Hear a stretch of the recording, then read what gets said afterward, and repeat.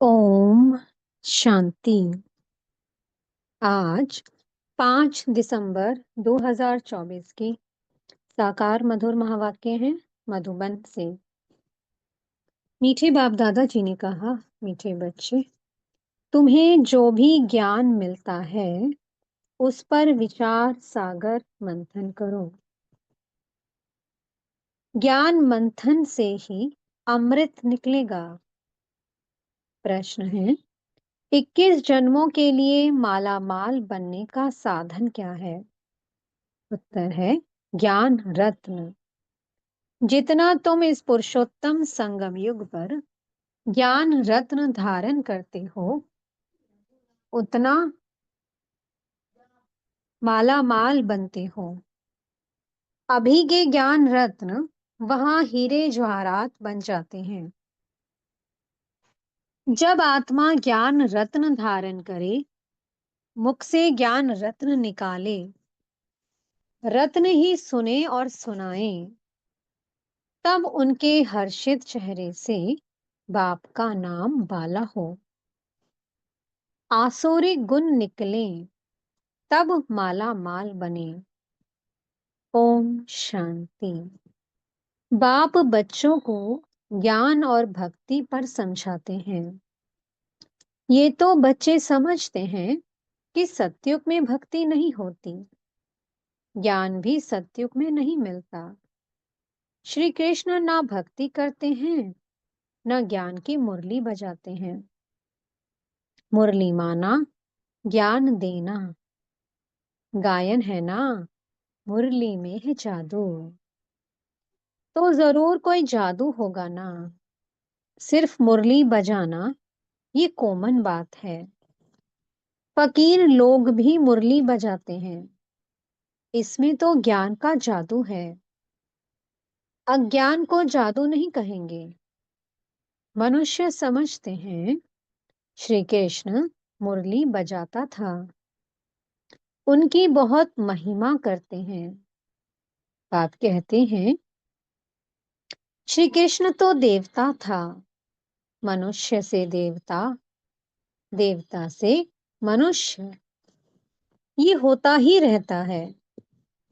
दैवीय सृष्टि भी होती है तो मनुष्य सृष्टि भी होती है। इस ज्ञान से मनुष्य से देवता बनते हैं। जब सतयुग है तो ये ज्ञान का वर्षा है। सतयुग में भक्ति होती नहीं।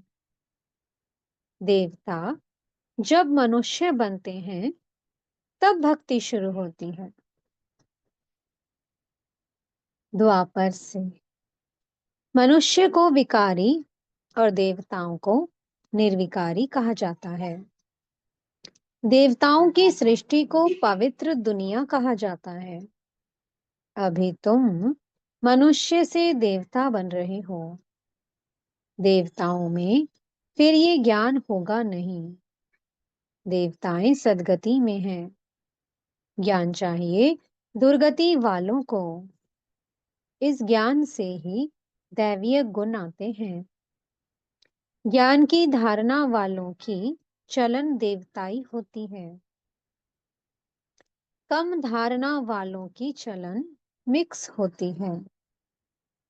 आसुरी चलन तो नहीं कहेंगे। धारणा नहीं तो हमारे बच्चे कैसे कहलाएंगे? बच्चे बाप को नहीं जानते तो बाप भी बच्चों को कैसे जानेंगे? कितनी कच्ची कच्ची गालियां बाप को देते हैं। भगवान को गाली देना कितना खराब है। फिर जब वह ब्राह्मण बनते तो गाली देना बंद हो जाता है। तो इस ज्ञान का विचार सागर मंथन करना चाहिए। स्टूडेंट विचार सागर मंथन कर ज्ञान को उन्नति में लाते हैं। तुमको ये ज्ञान मिलता है, उस पर अपना विचार सागर मंथन करने से अमृत निकलेगा। विचार सागर मंथन नहीं होगा तो क्या मंथन होगा? आसुरी विचार मंथन, जिससे किचड़ा ही निकलता है। अभी तुम ईश्वरीय स्टूडेंट हो, जानते हो, मनुष्य से देवता बनने की पढ़ाई बाप पढ़ा रहे हैं। देवता तो नहीं पढ़ाएंगे। देवताओं को कभी ज्ञान का सागर नहीं कहा जाता है। बाप ही ज्ञान का सागर है। तो अपने से पूछना चाहिए, हमारे में सभी दैवीय गुण हैं? अगर आसुरी गुण हैं, तो उसे निकाल देना चाहिए, तभी देवता बनेंगे। अभी तुम हो पुरुषोत्तम संगम युग पर। पुरुषोत्तम बन रहे हो, तो वातावरण भी बहुत अच्छा होना चाहिए। छी छी बातें मुख से नहीं निकलनी चाहिए, नहीं तो कहा जाएगा कम दर्जे का है। वातावरण से झट पता पड़ जाता है। मुख से वचन ही दुख देने वाले निकलते हैं। तुम बच्चों को बाप का नाम बाला करना है। सदैव मुखड़ा हर्षित रहना चाहिए। मुख से सदैव रत्न ही निकले। ये लक्ष्मी नारायण कितने हर्षित मुख हैं। इनकी आत्मा ने ज्ञान रत्न धारण किए थे। मुख से ये रत्न निकाले थे। रत्न ही सुनते सुनाते थे। कितनी खुशी रहनी चाहिए। अभी तुम जो ज्ञान रत्न लेते हो, वह फिर सच्चे हीरे जवाहरात बन जाते हैं।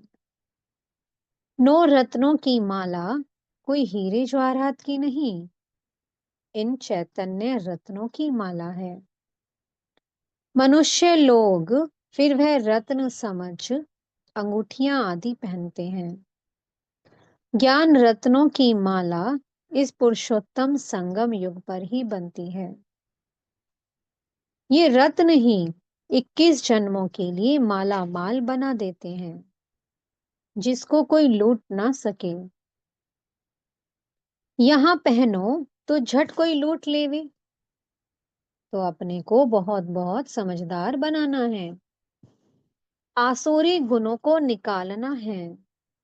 आसुरी गुण वाले की शक्ल ही ऐसी हो जाती है। क्रोध में तो लाल तांबा मिसल हो जाते हैं। काम विकार वाले तो एकदम काले मुंह वाले बन जाते हैं। श्री कृष्ण को भी काला दिखाते हैं ना। विकारों के कारण ही गोरे से सांवरा बन गया। तुम बच्चों को हर एक बात का विचार सागर मंथन करना चाहिए। ये पढ़ाई है बहुत धन पाने की। तुम बच्चों का सुना हुआ है, क्वीन विक्टोरिया का वजीर पहले बहुत गरीब था, दीवा जलाकर पढ़ता था। परंतु वह पढ़ाई कोई रत्न थोड़ी है। नॉलेज पढ़कर पूरा पोजीशन पा लेते हैं। तो पढ़ाई काम आई, ना कि पैसा। पढ़ाई ही धन है। वो है हद का, और ये है बेहद का धन। तो उस पढ़ाई से मिलता है सिर्फ एक जन्म के लिए कमाई। और यहाँ संगम युग पर हम जो बाबा से ये पढ़ाई पढ़ते हैं राजयोग की, इससे हमें मिलती है बेहद की कमाई। 21 जन्मों की कमाई की बाबा गारंटी देते हैं। अभी तुम समझते हो, बाप हमको पढ़ाकर विश्व का मालिक बना देते हैं। वहां तो धन कमाने के लिए पढ़ाई नहीं पढ़ेंगे। वहां तो अभी के पुरुषार्थ से अतिचार अथाह धन मिलता है। धन अविनाशी बन जाता है। देवताओं के पास बहुत धन था। फिर जब वाम मार्ग रावण राज्य में आते हैं, तो भी कितना धन था। कितने मंदिर बनवाए। फिर बाद में मुसलमानों ने लूटा। कितने धनवान थे। आजकल की पढ़ाई से इतना धनवान नहीं बन सकते हैं। तो इस पढ़ाई से देखो मनुष्य क्या बन जाते हैं। गरीब से साहूकार, अभी भारत देखो कितना गरीब है। नाम के साहूकार भी जो हैं, उनको तो फुर्सत ही नहीं। अपने धन, पोजीशन का कितना अहंकार रहता है। इसमें अहंकार आदि मिट जाना चाहिए। हम आत्मा हैं। आत्मा के पास धन दौलत, हीरे जवाहरात आदि कुछ भी नहीं है। बाप कहते हैं, मीठे बच्चे, देह सहित देह के सब संबंध छोड़ो। आत्मा शरीर छोड़ती है तो फिर साहूकारी आदि सब खत्म हो जाती है। फिर जब नए सिर से पढ़ें, धन कमाएं, तब धनवान बने। या तो दान पुण्य अच्छा किया होगा तो साहूकार के घर में जन्म लेंगे। कहते हैं ये पास्ट कर्मों का फल है। नॉलेज का दान दिया है, पर कॉलेज धर्मशाला आदि बनाए हैं तो उसका फल मिलता है, परंतु अल्पकाल के लिए। ये दान पुण्य आदि भी यहाँ किया जाता है, सतयुग में नहीं किया जाता है। सतयुग में अच्छे ही कर्म होते हैं, क्योंकि अभी का वर्षा मिला हुआ है। वहां कोई भी कर्म विकर्म नहीं बनेगा, क्योंकि रावण ही नहीं है। विकार में जाने से विकारी कर्म बन जाते हैं, विकार से विकर्म बनते हैं। स्वर्ग में विकर्म कोई होता नहीं, सारा मदार कर्मों पर है। ये माया रावण अवगुणी बनाता है, बाप आकर सर्वगुण संपन्न बनाते हैं। रामवंशी और रावण वंशी की युद्ध चलती है। तुम राम के बच्चे हो। कितने अच्छे अच्छे बच्चे माया से हार खा लेते हैं। बाबा नाम नहीं बतलाते हैं, फिर भी उम्मीद रखते हैं। अधम ते अधम का उद्धार करना होता है। बाप को सारे विश्व का उद्धार करना है। रावण के राज्य में सभी अधम गति को पाए हुए हैं। बाप तो बचने और बचाने की युक्तियां रोज रोज समझाते रहते हैं। फिर भी गिरते हैं तो अधम ते अधम बन जाते हैं। वह फिर इतना चढ़ नहीं सकते हैं। वो अधम पना अंदर खाता रहेगा। जैसे कहते हो कि अंत काल जो स्त्री सिमरे, उनकी बुद्धि में वह अधम पना ही याद आता रहेगा। तो बाप बैठ बच्चों को समझाते हैं, कल्प कल्प तुम ही सुनते हो। सृष्टि का चक्कर कैसे फिरता है, जानवर तो नहीं जानेंगे ना। तुम ही सुनते हो और समझते हो। मनुष्य तो मनुष्य ही हैं। इन लक्ष्मी नारायण को भी नाक कान आदि सभी हैं, फिर भी मनुष्य है ना। परंतु दैवीय गुण है, इसलिए उन्हें देवता कहा जाता है। ये ऐसा देवता कैसे बनते हैं, फिर कैसे गिरते हैं, इस चक्र का तुम्हें ही पता है। जो विचार सागर मंथन करते रहेंगे, उनको ही धारणा होगी। जो विचार सागर मंथन नहीं करते, उनको बुद्धू कहेंगे। मुरली चलाने वाले का विचार सागर मंथन चलता रहेगा। इस टॉपिक पर ये समझाना है। उम्मीद रखी जाती है, अभी नहीं समझेंगे, परंतु आगे चलकर जरूर समझेंगे। उम्मीद रखना माना सर्विस का शौक है, थकना नहीं है। भल कोई चढ़कर फिर अधम बना है, अगर आता है तो स्नेह से बिठाएंगे ना। वह कहेंगे चले जाओ, हाल चाल पूछना पड़े, इतने दिन कहाँ रहे, क्यों नहीं आए। कहेंगे ना, माया से हार खा लिया। समझते भी हैं कि ज्ञान बड़ा अच्छा है, स्मृति तो रहती है ना। भक्ति में तो हार जीत पाने की बात ही नहीं है। ये नॉलेज है, इसे धारण करना है। तुम जब तक ब्राह्मण ना बने, तब तक देवता बन ना सको। क्रिश्चियन, बौद्धि, पारसी आदि में ब्राह्मण थोड़े होते हैं। ब्राह्मण के बच्चे ब्राह्मण होते हैं। ये बातें अभी तुम समझते हो। तुम जानते हो अल्फ को याद करना है। अल्फ को याद करने से बेबादशाही मिलती है। जब कोई मिले तो बोलो, अल्फ अल्लाह को याद करो। अल्फ को ही ऊंच कहा जाता है। अंगुली से अल्फ तरफ इशारा करते हैं। सीधा ही सीधा अल्फ है। अल्फ को एक भी कहा जाता है। एक ही भगवान है, बाकी सभी हैं बच्चे। बाप को अल्फ कहा जाता है। बाप ज्ञान भी देते हैं, अपना बच्चा भी बनाते हैं। तो तुम बच्चों को कितनी खुशी में रहना चाहिए। बाबा हमारी कितनी सेवा करते हैं, विश्व का मालिक बनाते हैं, फिर खुद उस पवित्र दुनिया में आते भी नहीं। पावन दुनिया में कोई उनको बुलाते ही नहीं, पतित दुनिया में ही बुलाते हैं। पावन दुनिया में आकर क्या करेंगे? उनका नाम ही है पतित पावन। तो पुरानी दुनिया को पावन दुनिया बनाना उनकी ड्यूटी है। बाप का नाम ही है शिव। बच्चों को सालीग्राम कहा जाता है। दोनों की पूजा होती है, परंतु पूजा करने वालों को कुछ भी पता नहीं है। बस एक रस्म रिवाज बना दी है पूजा की।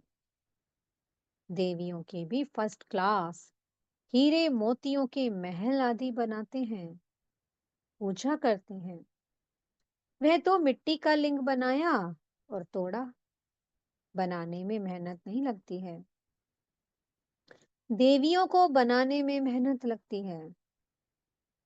उनकी यानी कि शिव बाबा की पूजा में मेहनत नहीं लगती, मुफ्त में मिलता है। पत्थर पानी में घिस घिस कर गोल बन जाता है। पूरा अंडाकार बना देते हैं। कहते भी हैं अंडे मिसल आत्मा है, जो ब्रह्म तत्व में रहती है, इसलिए उनको ब्रह्मांड कहते हैं। तुम ब्रह्मांड के और विश्व के भी मालिक बनते हो। तो पहले पहले समझानी देनी है एक बाप की।